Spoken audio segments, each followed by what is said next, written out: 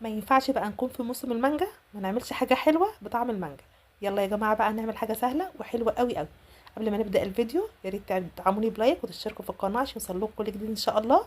يلا هنعمل بقى حاجه جميله كده وكمان سهله جدا جدا، واي حد هيعرف يعملها ان شاء الله. تمام. هنجيب معايا نص كوبايه من السكر، نص كوبايه من السمنه على الزيت، او ممكن سمنه بس وممكن زيت بس. تمام. وممكن زبده برضو لو متوفر عندك. وكوبايه الا ربع من اللبن. كيكه سهله جدا وباي مكونات ممكن تعمليها. 2 من البيضه، 2 بس. وفانيليا. هقلب بقى كل الحاجات دي كلها كويس كده، ولا في الخلاط ولا مضرب كهربائي ولا حاجه، كله كده على ايدي بمضرب يدوي او بالشوكه كده او بالمعلقه، وقلبي بقى كده وخلاص. هيديك قوام حلو جدا جدا.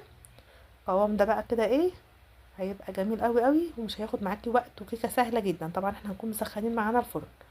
دي كوبايه ونص من الدقيق، معلقه كبيره من بيكنج باودر. هقلب الحاجات دي كلها مع بعضها كويس جدا، وهنزل بقى بيهم كده ايه على الكيك. لو احتجت دقيق هحتاج حوالي معلقه واحده بس او معلقه ونص. هنزل بيهم برضو كمان لو احتجتهم، ما احتجتهمش ممكن خلاص يبقى كده القوام مظبوط جدا. هكون بقى مسخنه الصينيه معايا، وهنزل بالخليط ده كله كده في الصينيه. هدخل بقى الصينيه الفرن، وابدا اعمل بقى بقيه الخطوات التانية السهله قوي قوي اللي هتخلي الكيكه دي طعمها حلو جدا جدا، وبجد فعلا مش هتبطلي تعمليها. هجيب كوبايتين من اللبن. تمام. وهجيب معايا بقى اللي هو الايه، العصير البودر بطعم المانجا. هحط معلقتين كبار. تمام.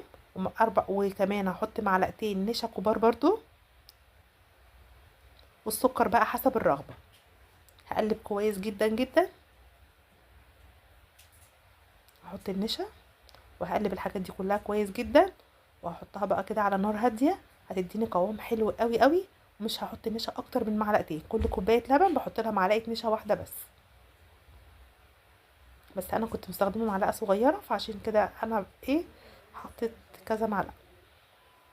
هنا بقى هحط معلقه كوبايه لبن، ومع كوبايه ومعلقه نشا، ومعلقه سكر. وبرده السكر حسب الرغبه اللي انت حابه تعمليه. واحط فانيليا، طبعا ده هيبقى بطعم الفانيليا، هيبقى حلو جدا جدا. والقوام بتاعه برده هيبقى حلو قوي.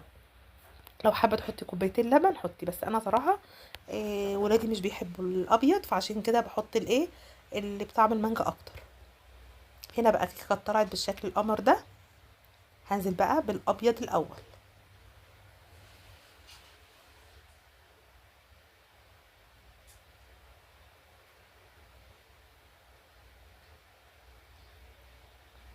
هبدأ كده انزل زي ما انت شايفه كده، واوزع كله كده الاول. طبعا اول طبقه بوزعها بالمعلقه عادي مفيش مشكله. ده بقى مش هوزع بالمعلقه، انا هحاول كده احرك الصينيه عشان الاتنين ما يختلطوش مع بعض. بس زي ما انت شايفه كده حرك الصينيه لحد ما يتساوى معايا بالشكل ده. هو لسه دافي يعني، هو مش سخن قوي. هنا بقى الخطوه الاهم طبعا المانجا بقى. هبدأ بقى كده اقشرها واقطعها مكعبات صغيره، وهوزعها بقى كده على وش الصينيه. قطعيها بقى باي شكل انت حابه تقطعيه، قطع صغيره كده.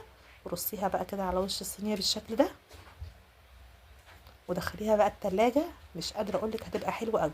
طبعا انا ولادي بقى طبعا ما صبروش ان انا ادخلها التلاجة، فقطعتها ودوقتها لهم. شايفه بقى كده منظرها كانت حلوه جدا جدا جدا. وهوريها لكم برضو بعد ما طلعت من التلاجة بتبقى حلوه ومتماسكه، والطبقات بتاعتها بتبقى باينه قوي قوي. هنا طبعا كانت لسه مش متماسكه، فكانت شايفه بتقع يعني، لكن لما تماسكت كانت حلوه قوي قوي. شايفه بقى لما بقت متماسكه كده حلوه جدا جدا. جربوها وان شاء الله تعجبكم. لو اول مره بقى بتتفرجي عليا يا ريت تعملي لايك وتشتركي في القناه عشان يوصلك كل جديد ان شاء الله. فعلا يا جماعه سهله، جربوها فرحوا ولادكم بيها. السلام عليكم ورحمه الله وبركاته.